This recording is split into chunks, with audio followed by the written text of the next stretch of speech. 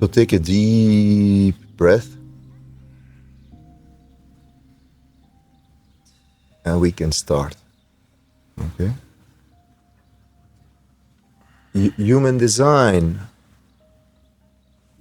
is encapsulated in 3 small phrases. Anybody knows? It comes from there is a story in the Talmud, I think, which is they ask a rabbi called Hillel, and they ask him to explain the whole of the Torah on 1 foot. No, there's images of that. There's this guy standing on 1 foot, and they ask him to explain the whole fucking Torah on 1 foot. But why on 1 foot? Because there is not so much, you cannot stand here for it. Like you gotta explain pretty concisely what the whole Torah is about. You know, you cannot.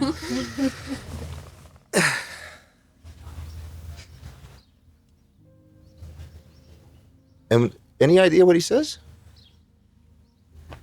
Did he agree? I don't know. He basically says something that comes back in Christianity. Don't do to your neighbor what you wouldn't do to yourself. All the rest is detail. Mm-hmm. No? That's the story. And so human design is an enormously vast cosmology. You know, it talks about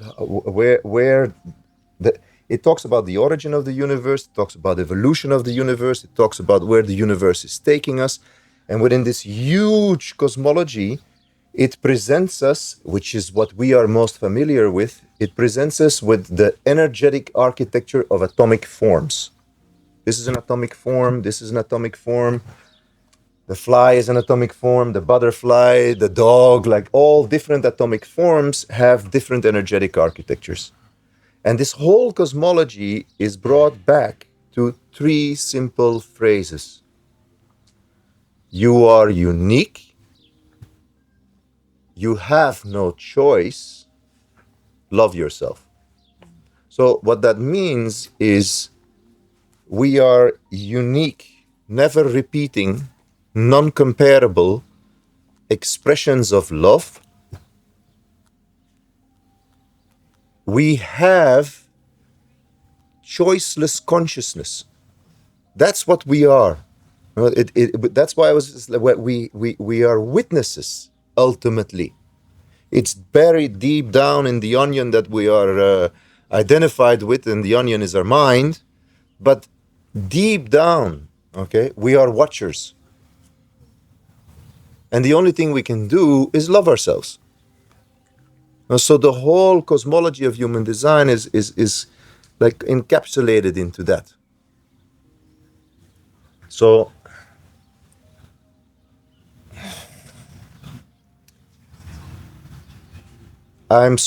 is anybody not familiar with human design? That's incredible. It's really astonishing. Because back in the day there was like, anybody know human design? No. So, okay.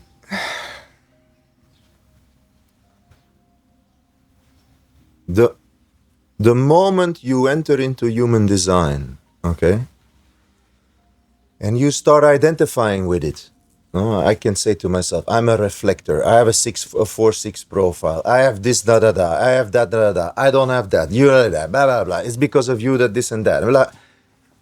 Which is what most people do, okay?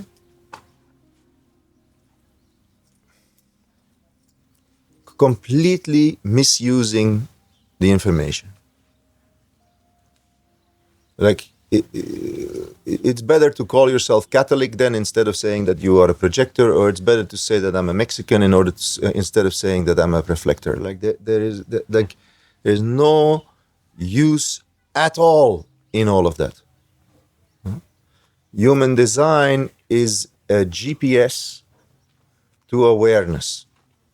You don't get, or it's not only a GPS or aware, it's like saying human design is like music notations of frequencies. You would be a nutcase if you just obsessed with the music notations. The whole point is to play the music and have fun. Mm-hmm.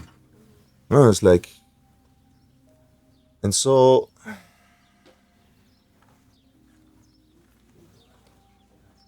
awareness equals individuality.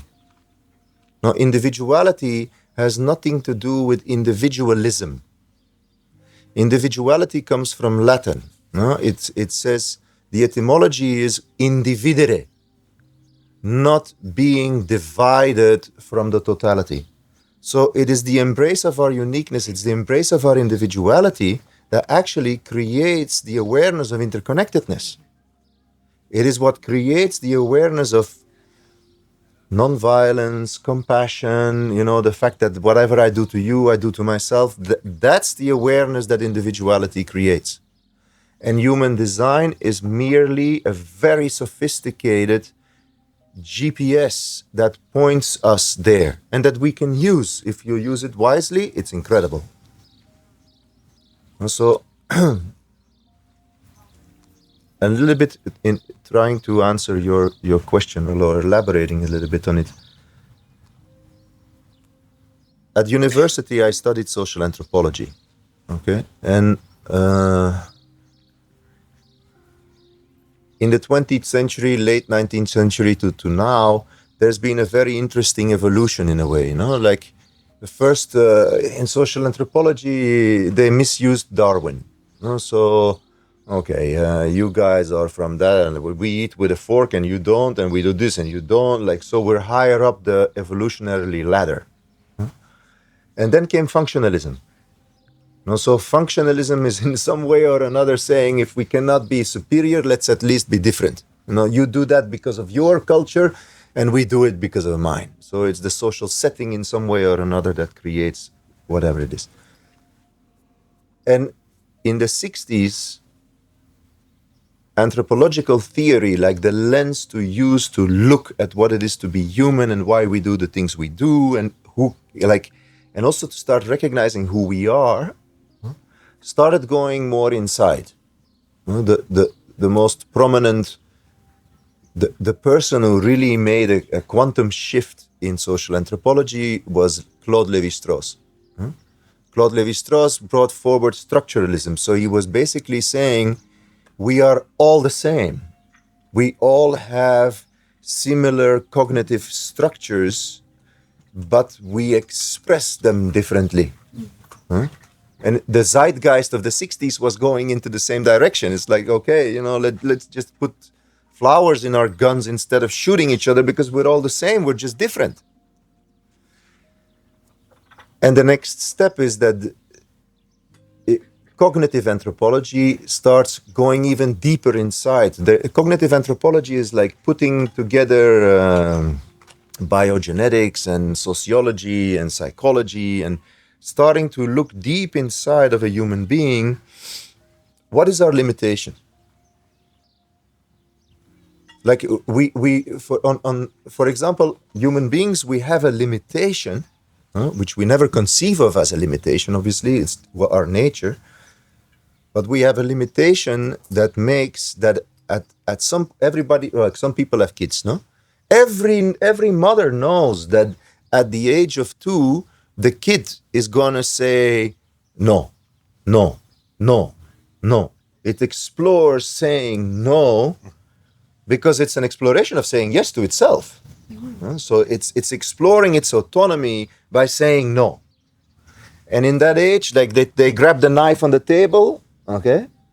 And there is almost no way to get that knife out of a 2-year-old's fingers. It's like, wow, there is possession going on. So those are cognitive building blocks inside of us. If we wouldn't have that particular one, for example, okay, there would be no socio-economical system at all. So no sharing, no bitcoins, no Marxism, no capitalism, no nothing. It's all built upon a cognitive block that we have, okay? And so cognitive anthropology goes very deep into investigating all those themes, like what are we born with? What sits in our cognition? Okay? And then more or less at the same time, in the 80s, end of the 80s, there is this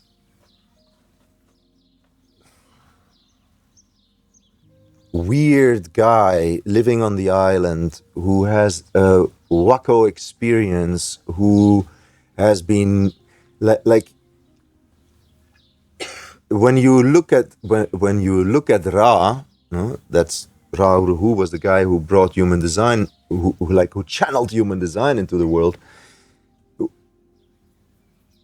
It's not necessarily somebody you easily relate with. No, you're shooting ketamine from morning to evening. You're doing you're really not sympathetic. Like, it's like, whew, not an easy guy in some ways. Okay. But he gets information that, disregardful of whether it comes through a voice that he called a 150-year-old cigar-smoking grandma. So imagine that. Very uncomfortable. All this kind of, disregardful of where human design comes from, human design brings forward a pattern, logic, okay? And that pattern stands on itself. Nothing can move it.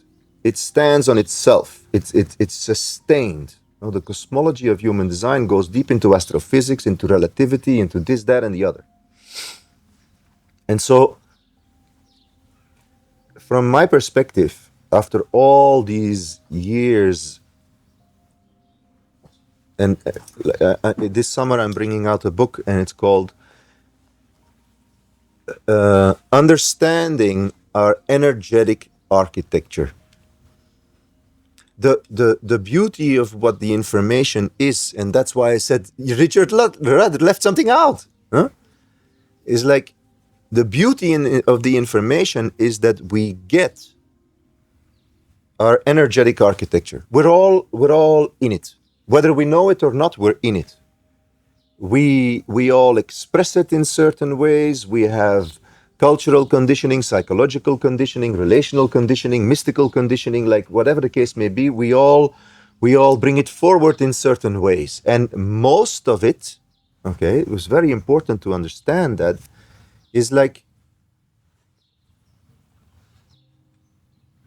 your design, okay, is a potential. It is not who you are today. It is a potential.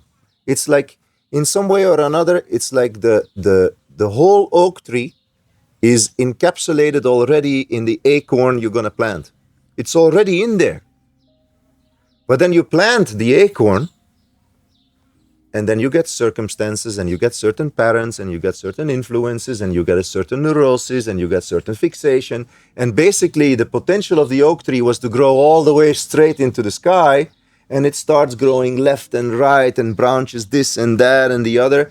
And most of us, like all of us, okay, we meet human design when we are already a grown oak tree.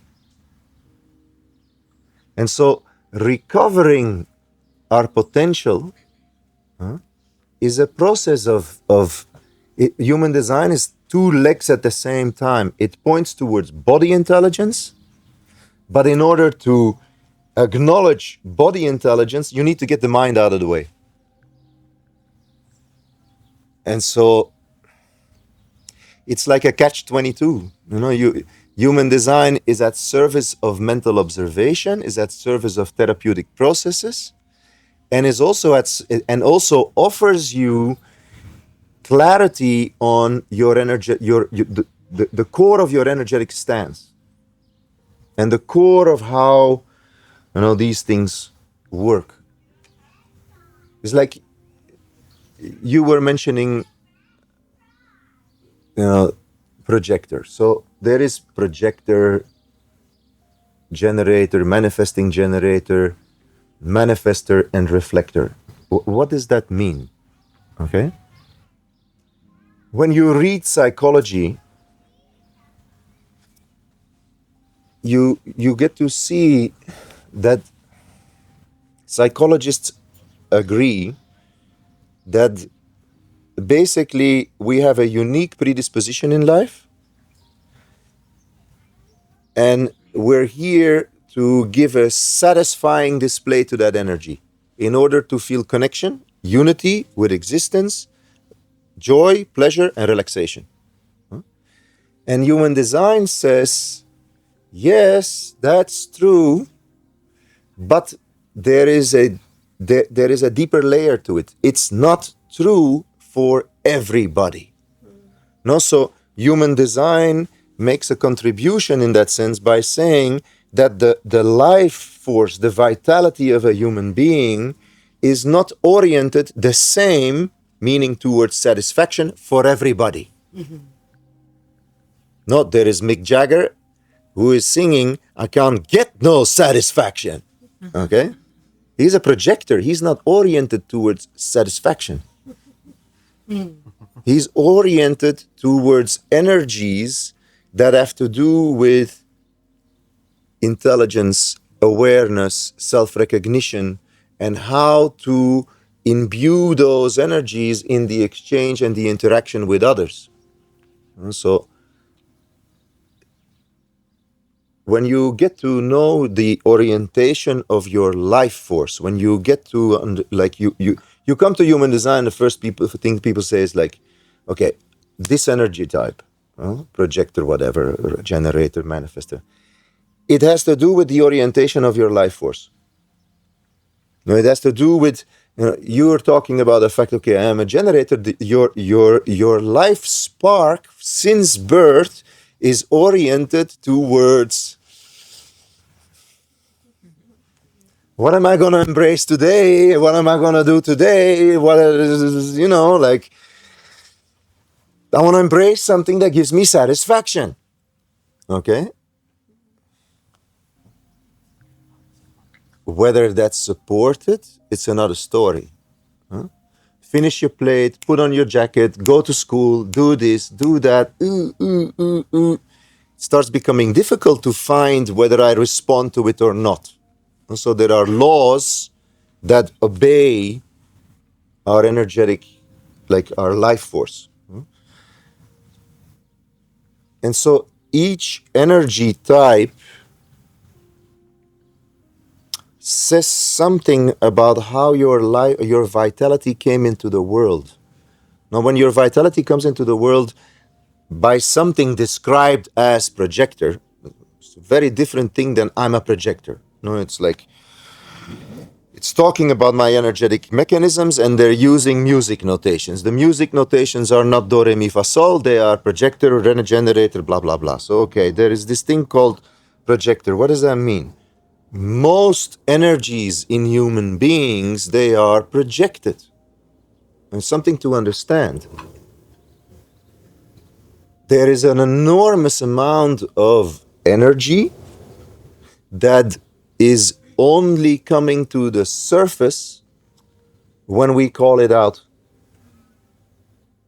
Now, if I don't stop and say, is everybody getting me? Are you following the concepts that I'm using? Am I hurting anybody's sensitivity by the tone of voice or by the bluntness with which I speak, or with the, like, is everybody okay? Or all fine? Yeah, okay. Like, unless I call out those energies, okay, you can all be laying here and listening to me and never addressed. No, you can go back to the swimming pool and go like, that Belgian guy was so insensitive, the way he talked, or this or that, and I didn't get anything about what he said because I don't know the concepts he used. To me, it seems like so much information, so much energy exchange between human beings is like the energy is out there, but it needs to be addressed. It needs to be recognized. There needs to be exchange around it in some way or another. And when you embody projected energies, which is your case and your case, and it's like, yeah, I'm sitting with this energy. Like I know that it's in me. It's sitting there. I'm an invitation. I'm a walking invitation for those energies. But who's taking the invitation? Like who's taking it? who's going for it? Who wants to be imbued with it? So there is a click to be made. It's like you read information of human design and you see like, okay, projectors waiting for the invitation. So I need to wait for what? For an invitation? Where is the invitation? Where's the fucking invitation? Fuck this. This is, by the way, that's not an invitation. Like, really? And the whole point starts by recognizing that you're an invitation. You're the invitation. And then there is people who resonate with it, and there's people who see it, or there is people that you notice that they can benefit from it, and but you own your life spark. You understand? So I don't know. I'm basically opening it up. It's like questions, remarks, thoughts, whatever. Let's bounce them off. Go ahead. Thank you. Thank you for the projector thing. What do you think happened? Because I was here before and you were saying that at the beginning you were just like 30, 40 people, and now it's like millions that talk about human design. And how do we know what is the actual true of human design, and like what is the washed way of the washed of the information that we already know? Because this is resonating a lot with me, the fact that sometimes I feel like, depending on who's talking about it, human design feels like another box. Yeah. And another label. Mm-hmm. And then you can convince yourself of that label, but what was first? Was it the actual design, or like you convincing yourself of the information that you were given? And so how do you think that we can practice the most authentic way of, in your perspective, of human design, that it's more, the less, I don't know how to explain it, but the less washed way? How would we approach it in a authentic way? From my perspective, there's a lot of teachings and books around and all this kind of stuff. Mm-hmm. So when I start reading some of them, and I start noticing that the language that is used is, I am a projector and this and that, and this is the thing that's going to bring you to that kind of life, and you're going to have a new lifestyle and blah, blah, blah, and yeah. I'm like, oh, oops, this is not... Human design is only useful if you are genuinely oriented towards awareness. Only then. Now, when you are genuinely oriented towards I am not, life is, love is, like I'm only a vehicle of it. And it's easy to say, it's not an easy process. I've been on it for decades, and I fall back and go this and that, and I get... and anybody using human design for justification is neurotic. Justification is neurotic. So if you start saying, it's because I'm a generator, I need to be invited, or, like, okay, man, like, good for you, but leave this language alone in that sense. At least be respectful in that sense, but no, but it tends to happen, it's like the Enneagram, yeah, I'm a 6, that's why, like, yeah, it's not really useful. And so there are teachings available. Obviously there are still like official channels, International Human Design School or this or that, but it doesn't necessarily mean that the people who teach there also don't fall into that trap. Right. Huh? I remember one of his last, it was a very interesting lecture that Ra gave here in Ibiza once, and it was called Beginning Without Intent. So basically that means that there is the whole shebang about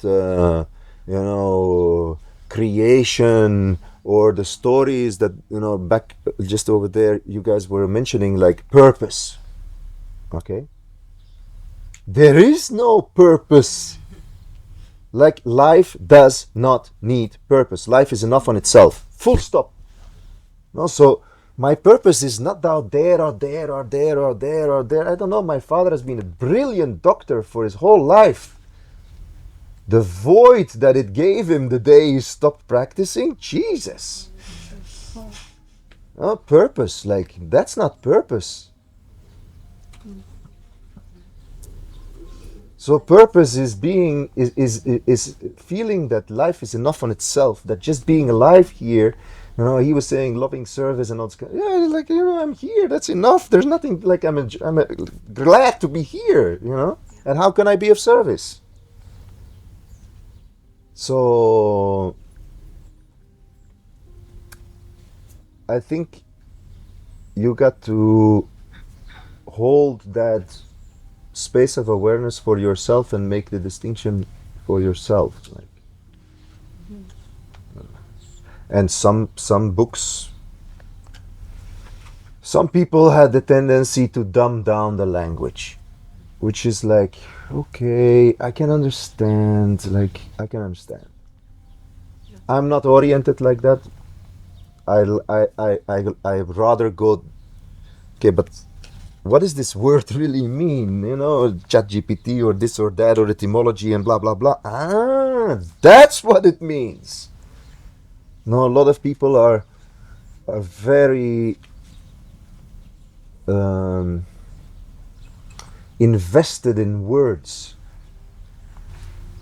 I can call you an idiot, but just because you understand English, that you could take it seriously. If you don't understand English, I'm just making sound. So I don't know. Thank you.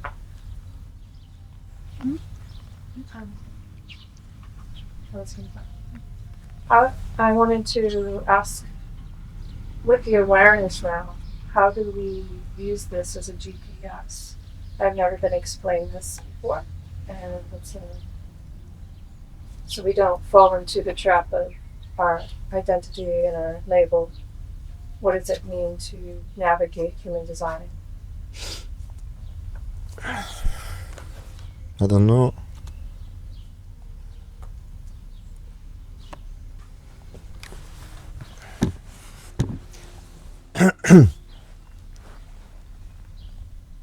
Human design, okay, is like hardware and software.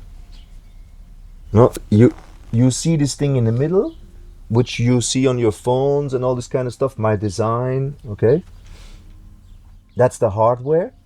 This is hardware, and then it stands in a wheel. The beauty of that wheel is this, that it's a very ancient thing. Like in Latin America they call it la rueda de la vida, or the medicine wheel, or cosmograms in Africa, or whatever. So basically, the human design gives you an incredible update, okay, on all the intricacies of how we are programmed.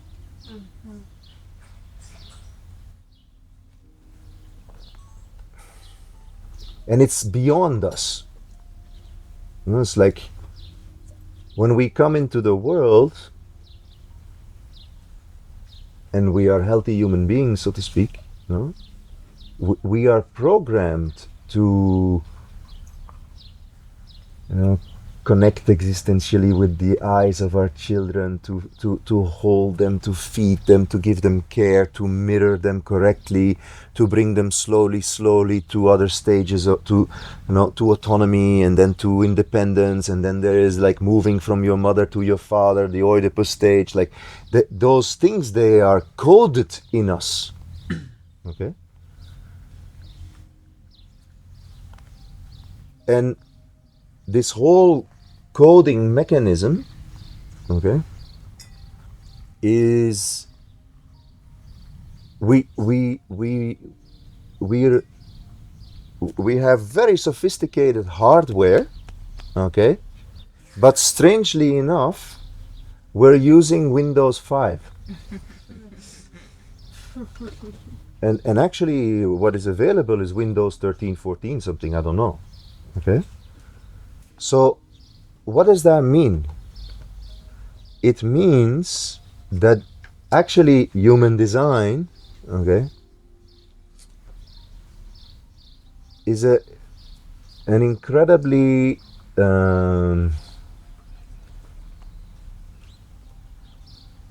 female information. And I'm saying female because it is an information field that says we have to learn to step away from paternalismo. And what is paternalismo? Paternalismo is that this thing runs the show. No? This thing runs the show. It runs the show. And so the whole process of awareness of human design is starting to recognize that all the energies that compose us and form our architecture, okay, we gotta learn to go with body intelligence. Body intelligence. The body knows. There's books out there, like very famous books now. The body speaks, the body knows, the body, the intelligence of the body, the body. And so the whole journey of human design is like, it helps you to reclaim body intelligence. Which is weird because it's a very mental, it's brought over in very mental ways. So it's all exploring body intelligence and attunement to the body. I heard you talk that you're working with children. So because they don't have the rational concepts yet, how do you apply this based on what you said for them to infuse their own awareness of body?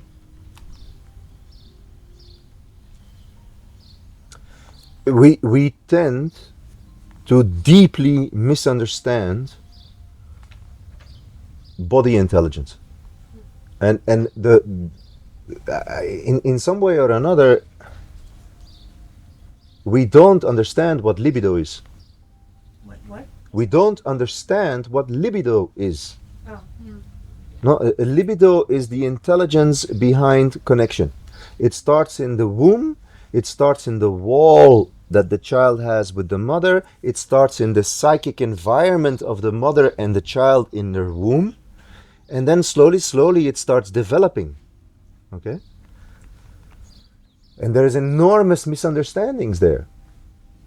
And so we can assist children in the unfoldment. Like, being a human being is a journey from very deep attachment to empowered independence. And that journey can be accompanied by seeing, like, this is how my child is wired in this stage, and this is how my child is wired over there, and this is how I can assist them to go. It's like,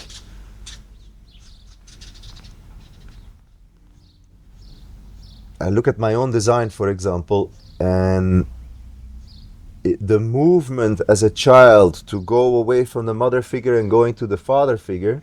I look at my design and I look at my dad's design, and he scared the shit out of me. And I look at my mom's design and I look at my design, and I'm like, like unsafe attachments. So I never really got to my father. I stayed stuck in the Oedipus situation, which characterizes my character, my defenses, my this, my that, the other. And so by using human design, we can assist children more caringly. Like the first 7 years of a child, they need a deeply psychological womb. Enormous care and mirroring and understanding and patience and all this kind of stuff. Because basically the soul incarnates, like, the first 7 years of a child, the soul is trying to settle itself into the body. But it's not helped when mental agendas take over. No, then the soul gets really buried under mental agendas, and we all have them. Like, nobody has his soul like this. It's all buried under mental agendas, and human design can provide assistance in being more delicate in that process. allowing them to embody the spirit in the Yeah, and Vehicle. by trusting the vehicle, and then trusting the vehicle to navigate. Would you say the wheel? Yeah. The whole point is to learn to trust the body in navigating life's. Because one thing is that when you are born, but I understand a little bit more. If you understand your human design, your vitality, your life force, you can make discernment amongst the wheel of opportunity that is here, right? And then how you can navigate it with communication. Like you said, we need to speak to certain energies to understand, right? That was my interpretation. yeah, Correct me if that's wrong. there are people today, very prominent people. Brené Brown, we all know her.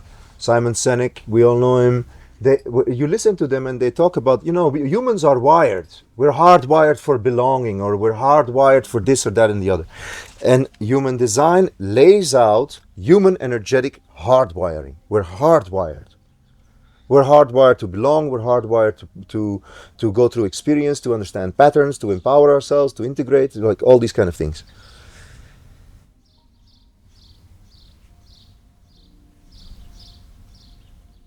And we each have a specific body intelligence, okay, that decides for us. Now, it's like you were saying, if I see books in human design that talk about, this is how you can choose, I throw them away directly, because human design is not about choosing.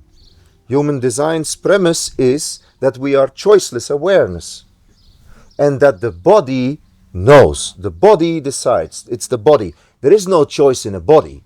The body goes or doesn't go. It's univocal, a body. It's like, for me, for example, because we are entering into times that become more and more and more and more and more chaotic. So during COVID, for example, got it vaccinated, you got this, you got that, you shouldn't this, you shouldn't that, you do this, okay, good. But my body intelligence, I know, okay, and there is where human design comes in handy. If I get an order, it doesn't resonate. And that's usually for everybody, okay? Nobody ever invited me to get vaccinated. Nobody ever asked me if I wanted to get vaccinated. It was all orders. So sorry, I don't take orders. I don't get vaccinated. I don't know. And actually, right now, I'm pretty happy I didn't do it. But it's my body intelligence that decides, and human design gives you very clear indications on how it operates. If she doesn't feel resonance as a projector with, this is inviting to me. That's inviting. It opens me up. And then, I don't know where a route is oriented, but then it's like, and how do I feel about it, or what is my instinctual recognition of it? Like, instinctual recognition is not that easy. It's having a whiff. It's stepping in here and meeting somebody, and it's like, I don't know, this stinks. Why? I don't know. It looks so nice. So trusting body intelligence requires getting the mind out of the way. Yes. Okay. Thank you. So it's pretty like the concept of energetic architecture. Maybe I would like to add that and see what you can say about it, because I perceive it as something that is a mix between the understanding that in general we are consciousness and consciousness in movement, so to speak. That it's all about the process identity. It's not about thinking in terms of fixed identity in general. And I feel like this is the trap for most people. They look into human design, numerology, no matter what kind of field it is, that they are still stuck in the sense of that things are static, but it's actually moving. Everything is moving, and so all of these different perspectives help us to feel more into the movement of things and to let go of the static situation. And for me, I think human design is one of the the pieces that is somehow inviting to be stuck in the static perspective of it, you know, because it's displayed. For a lot of people, at least, it was my experience with these apps. It's I have my picture, I have my definitions, I have my yeah, I mean, like, you are a generator. That's literally how it stands in there. It's not like your life force energy is flowing in a generator, you know. And I think, might that be the only thing we need to have in mind if you think about energetic architecture, that it's actually a process identity and not something that needs to be understood in a static sense? Or do you have anything to? Well, I agree with all what you say. Like the deeper you look into human design, life is process. Point. Yeah. Awareness is process. You never get anywhere. No, I found that in my life I've been very deeply touched by Osho's awareness field. And what I found astonishing in Osho, who was at a level of awareness that was quite astonishing, okay, was that his awareness of non-violence, okay, was something that he apologized. Like, sometimes he used to say to certain people, like, I'm sorry because of the tone of my voice, or I'm sorry. It's like, you know, wow, so delicate. So the process of awareness never stops. It continues and continues and continues.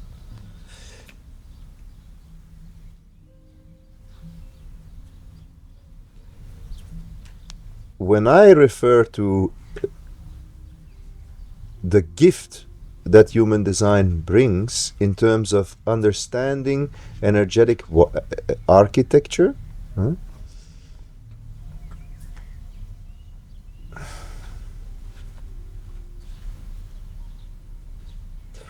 it shows us that we are living in a living matrix, in a living energetic matrix. We're living in it. We're sitting in it. The same way that we're sitting in a genetic matrix. There is nothing we can do about it. Okay?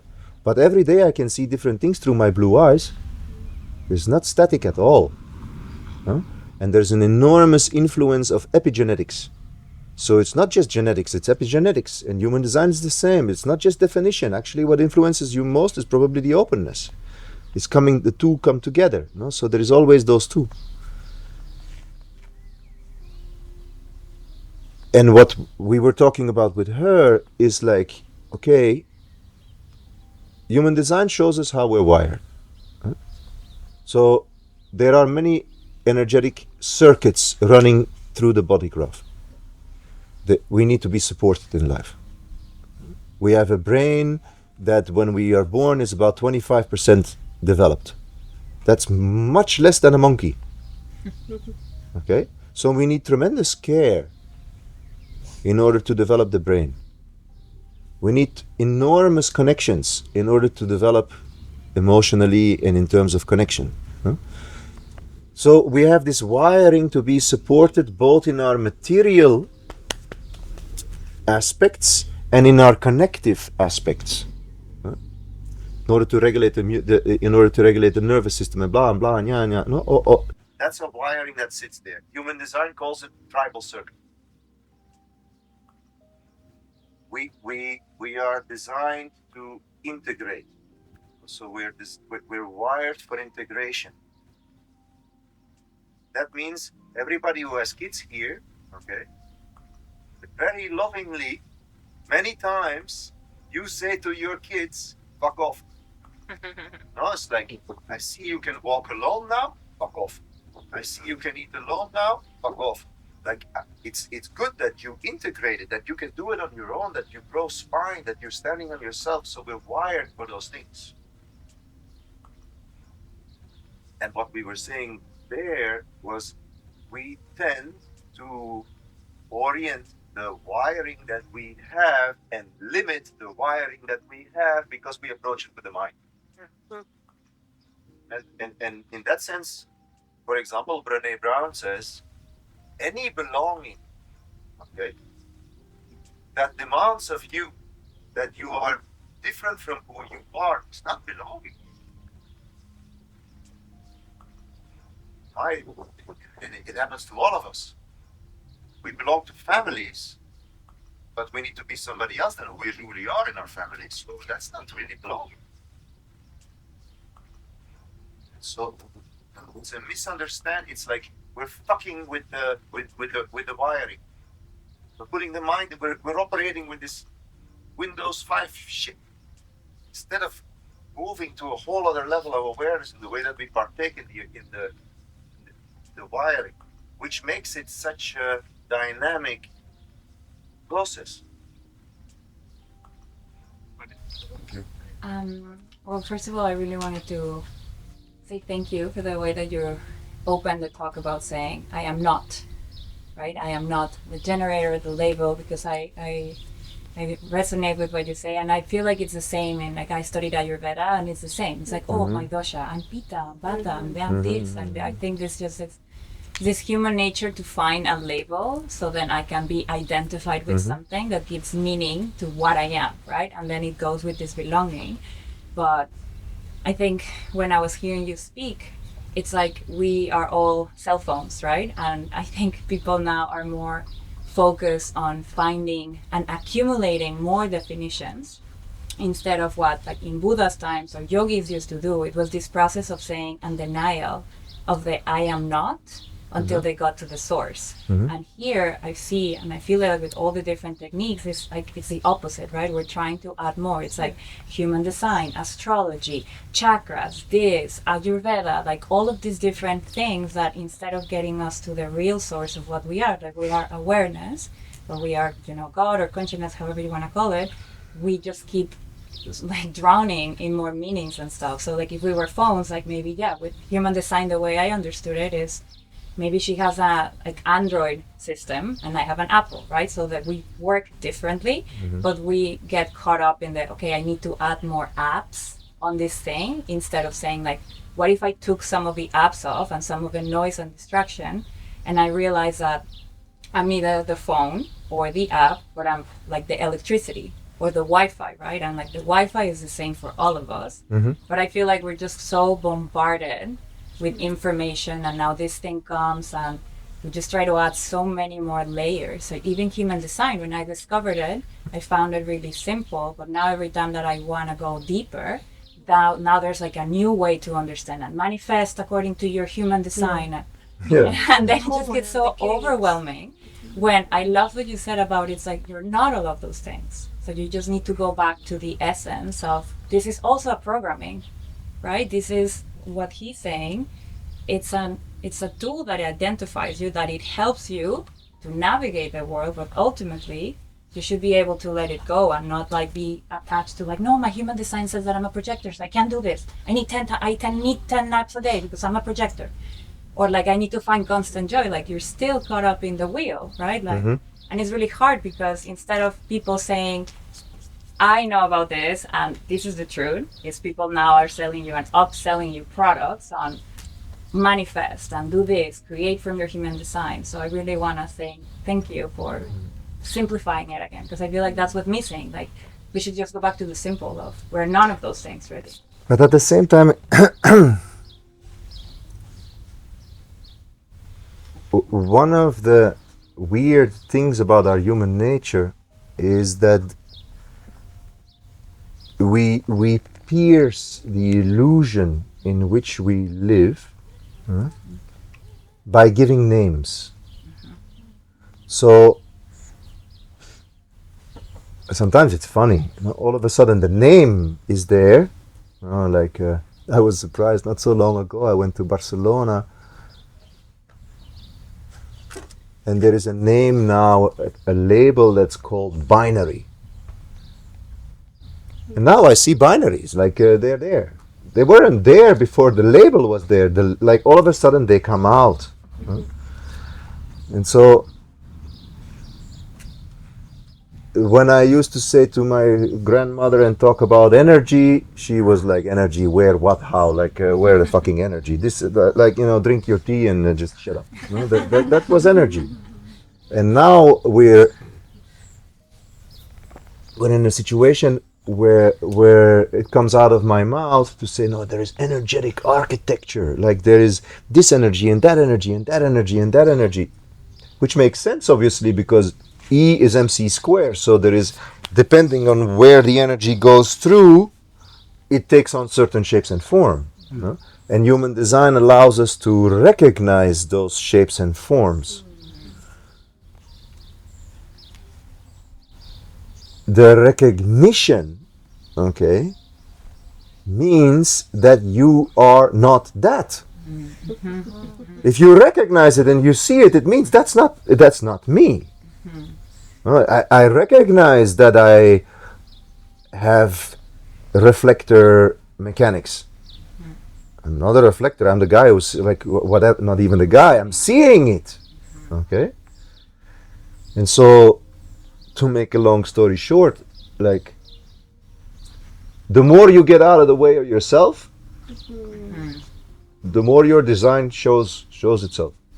Like, the more you get to see it. And it's funny because, like, there's something in human design called Incarnation cross.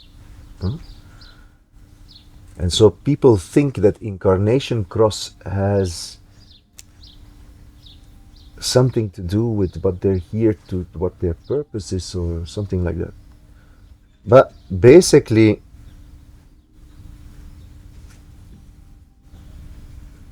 human design stands on a cosmology that talks about the fact that the whole of the universe is an expression of interconnectedness.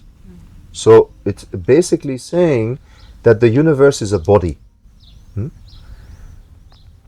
And we are cells in that body. And we have function in that body. Like we are not only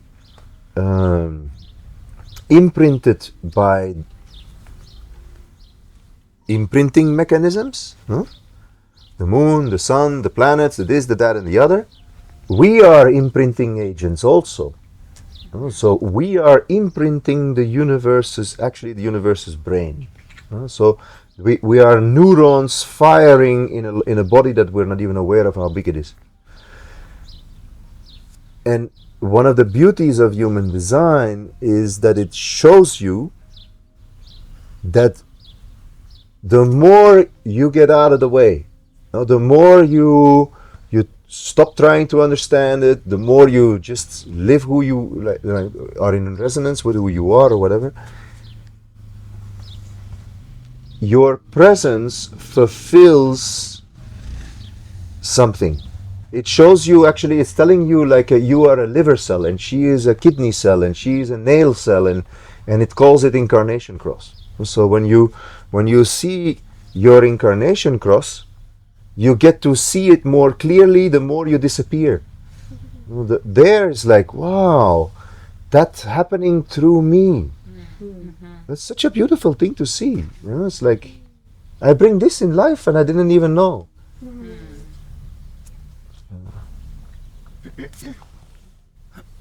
Go ahead. Sorry. Yeah, go ahead. Yeah, no, so I wanted to refer to that beautiful term that you use, the cosmology of human design, and how it ties in with astrophysics. And I was wondering, because those are very, very specific branches of science, and could you elaborate for us how they are interrelated with human design?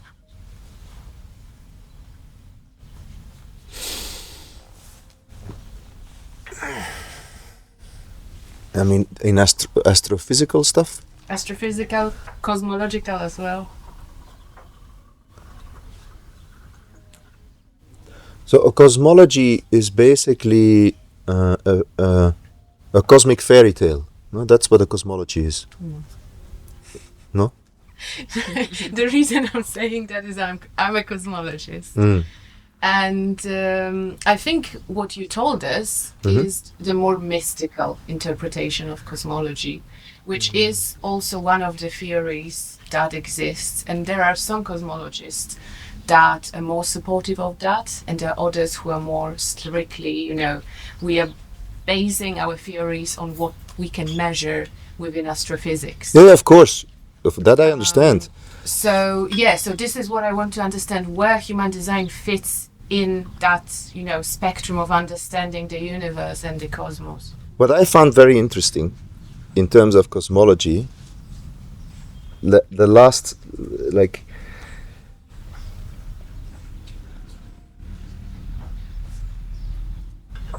what's his name again? Dirk something. Who was a student of Hawkins, and they, together with Hawkins in the last years, they started doing this top-down cosmology. They started implying that the way that one looks influences the way that it's looked upon. Okay, so I see. Like, your perspective sort of makes it manifest in your own perception. Is that what you mean, in your own mind? Like this subjective element? I don't know. There is an inherently subjective element in it. Okay. Now that's one of the premises in some way or another of the cosmology. I don't know enough of cosmology, but except certain references to string theory and what's going on really with the mass of neutrinos and what's really going on with certain black holes that are older than the universe and stuff like that. So there are references in human design cosmology to those specific things. Yeah, so I would love for you to tell us about those. Yeah, like the black hole, for instance. How does that fit in into human design? Like, I don't... Every time I put my nose in that cosmology stuff, I try to stay like, what am I able to grasp and what I don't grasp.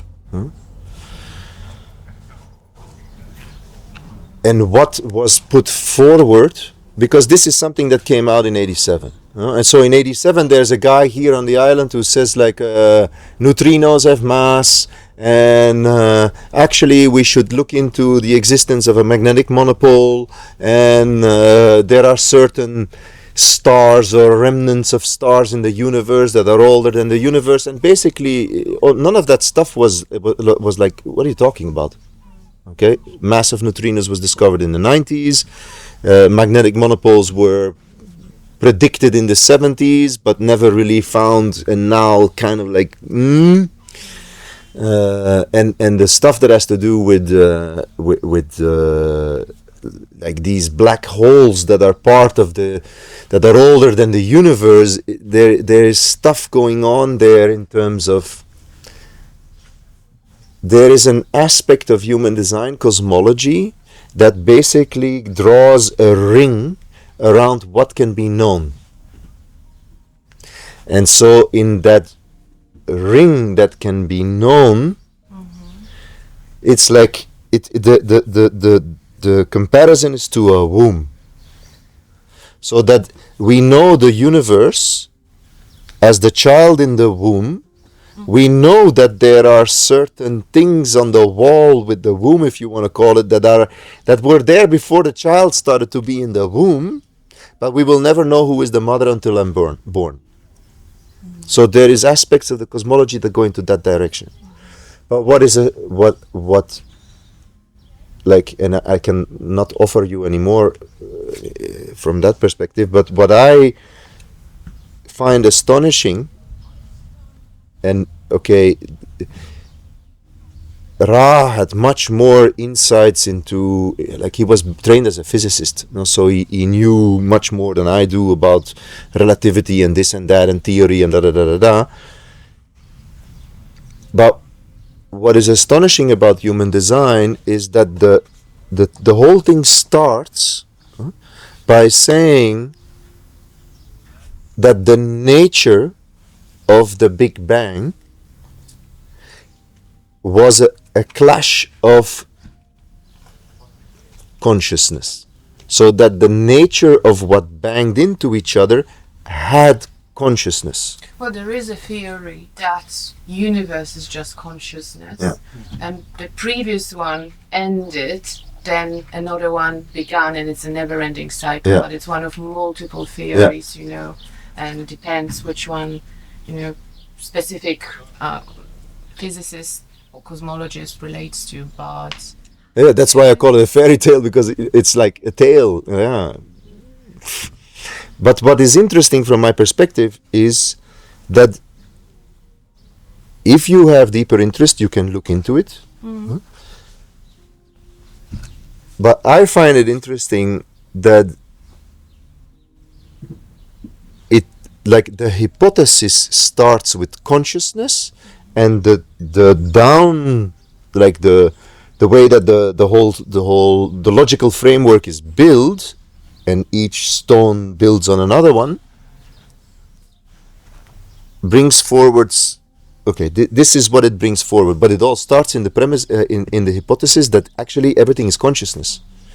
And from what I see sometimes in current cosmological theories, is like, okay, there's theory, materia, the consciousness must be somewhere. Somewhere it must be. Is it in the brain? Is it in the hydrogen? Where is it? It's somewhere. And human design in that sense starts the other way around. Which obviously is like, in some way or another, people don't necessarily think about it, but if you engage in exploring your design, you're accepting that premise.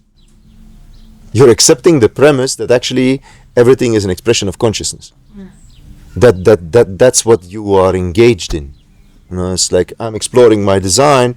Actually, it's a GPS towards awareness, towards consciousness, realizing itself. Like, because at the premise, that's what it says. yeah, makes sense. Just a second. So, in order to get our human design, we have to enter date of birth and place of birth, right? Date, place, time. And time, yeah. So how does that information map into our How is that information? map into our type?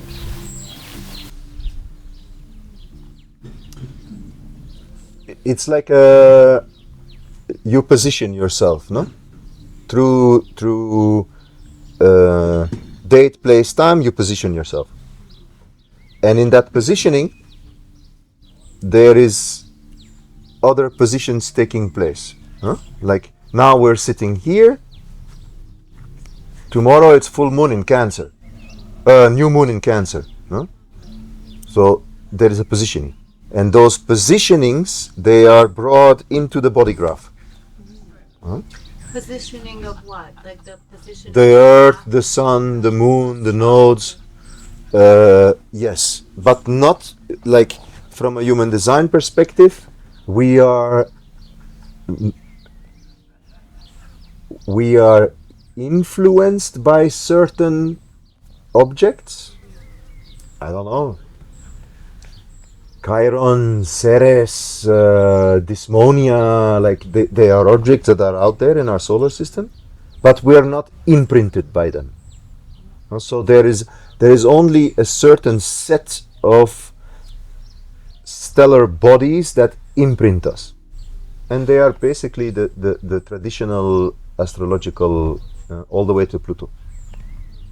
And so those positionings, they come together in the body graph, and when you see how they come together, you can start reading the pattern. And So would you say that human design is the more generalistic, less accurate map than the astrology birth chart? Because astrology birth chart has all of this positioning you're describing, and there's an explanation about how all of those influence you when you were born and today. and sometimes much better than human design. Yes. So would you say this is just like human design? It's like a bigger bucket of like thousands and millions. No. Like Because there's only 4, right? 5 tech? 4. Yeah. So that means people with very different charts are all generator. Okay. People with very different charts obey certain similar energetic mechanisms. That's true.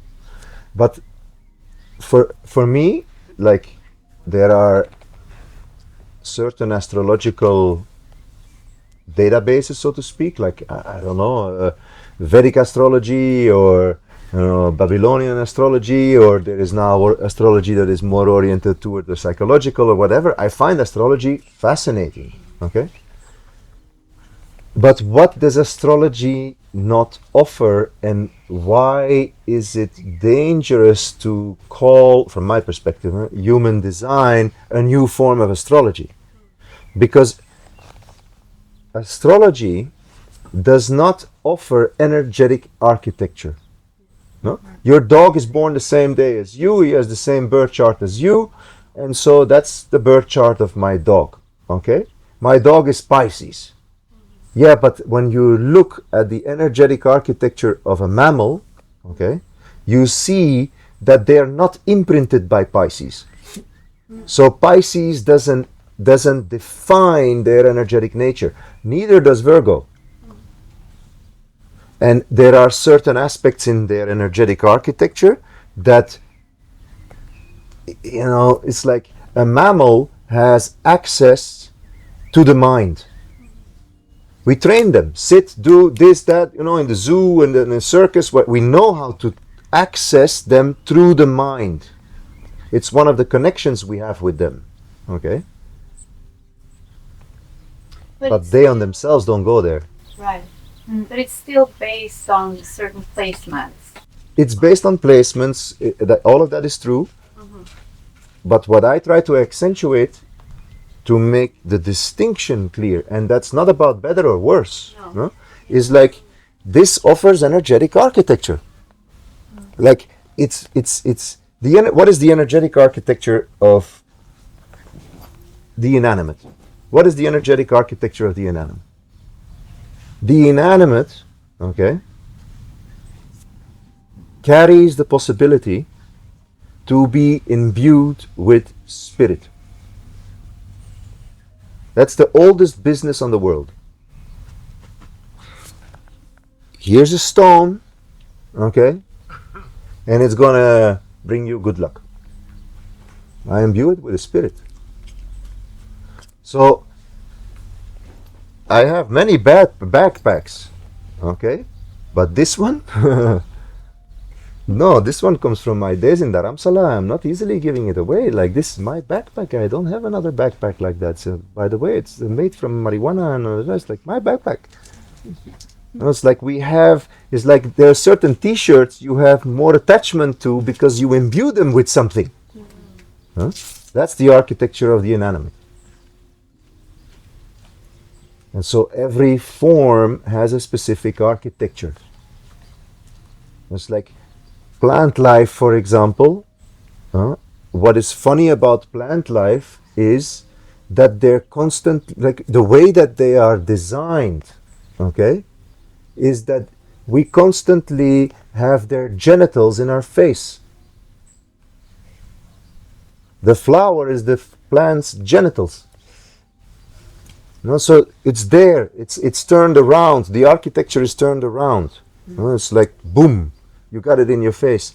And in order to connect with it, you have to touch it.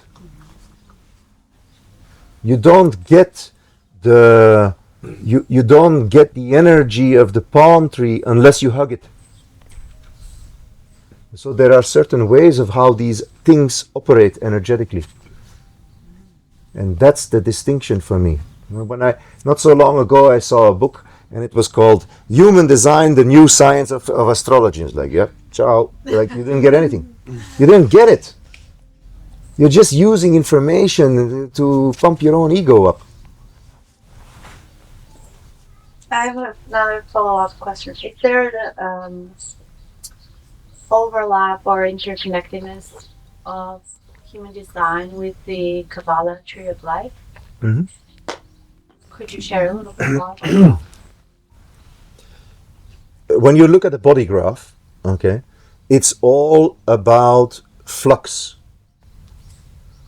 So energy is constantly being exchanged all the time. And all those lines that they call channels in human design, they come from the Kabbalah.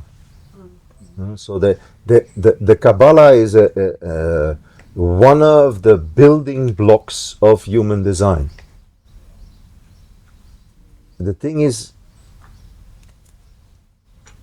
human design came into the world through Ra's experience. Okay? And it was only later, that it was like, oh shit, like, this looks like the Kabbalah, and that looks like that, and that's definitely that, and that comes from there, and this comes from there. It was not Ra going into his garage and going like, let me take a little bit of Kabbalah and throw some this in it and that in it and make a nice mix, and here's a new cocktail. Like, it didn't work like that. And so, in some ways or another, what I found interesting investigating human design is that, for example, Ra was never into the Enneagram. Like, never. He didn't even, I don't think he even knew about it. But if you look at the body graph and you look at the centers, you start seeing the correlations. So there is Sufism in it. Ra never mentioned, for example, like, one of the things that are part of human design synthesis is the wheel of life. Probably, I don't know, I'm an anthropologist. I've been looking at the wheel of life for more than 20 years in all kinds of different cultures, but it's an obvious that it's there. For him, I don't know, he didn't see it. So it's a synthesis of many different things. And Kabbalah is one of them, yeah. Can I ask one thing? So, I'm not really familiar with human design myself, but there is something that struck me that you pinpoint. And when you were talking about coexistence of genetics and epigenetics, of matrices, and so is what you were trying to communicate is that basically bringing up the coexistence between influences, imprints, call them whatever, and the possibilities that we have, the freedom that we have. Because in the last years of my life, I became much more comfortable with the paradoxical nature of reality and accepting, things that might seem colliding, but probably that's the collision of consciousness that you were talking about before, this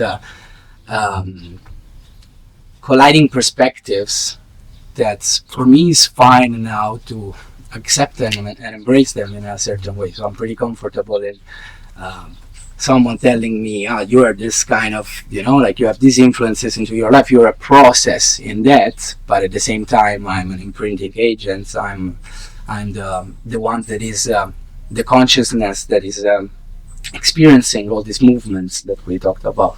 So is my understanding close and similar to what you tried to describe before for me, that I don't have any experience in human design? Yeah, well, one thing that I like, when you look at human design and its premise, the whole universe is built on a paradox. So it's paradoxical. Unless we embrace paradox, we're caught in choice. So life is always this and that. That's the nature of it. And one of the things about, you have to look deeper into design in that sense, is like, the deeper you look in your design, you see that it's always this and that, this and that, this and that. So there is aspects in our design that are energetically consistent. There's energetic consistency. Meaning, I can rely on that energy being part of my experience in life, in the way that I experience in life. Okay? And then there is energetic inconsistency. Everything that stays white in a chart, okay, is your epigenetics in a way.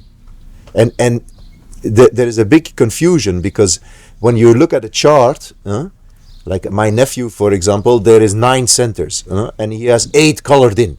So it looks like, it seems like there is a lot definition there, but actually that's an illusion. No, it's actually only a very, very, very small line in the sand. Huh? Our uniqueness, our life spark, okay, is a very fine line, and all the rest, okay, is epigenetics. All the rest is the field that influences all the time. Is it the contrast that gives meaning to the definition? Or it is the thing that distracts you all the time. Now you say, I'm a really great listener. No, it stands there. And to listening, okay, the paradox of listening is that it's incredibly empathic. So the moment that there is any kind of judgment, any kind of positioning, any kind of anything, you're not listening any longer. You're hearing, but you're not listening. And so listening ends up being an incredibly organic thing. It's not just something that passed by your ears, it's something that involves your whole being.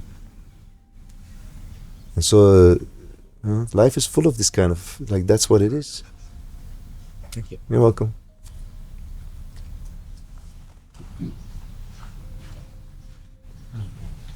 Okie dokie, thanks. Sorry, just a quick question more towards practical application. In the case, let's say I'm a projector, so I'm going to ask from the projector side. I'm all about invitations, right? And then I meet someone in everyday life that is not giving me that vibe. Mm-hmm. And then you say it's about the body intelligence, how I react. Mm-hmm. But at the same time, I'm having in my vessel, I also have my cognitive intelligence that usually dominates my reaction. Mm-hmm. And you maybe have a tip to kind of differentiate between these two, or come closer, give more room to my body intelligence in the way I react. But body intelligence is never reactive.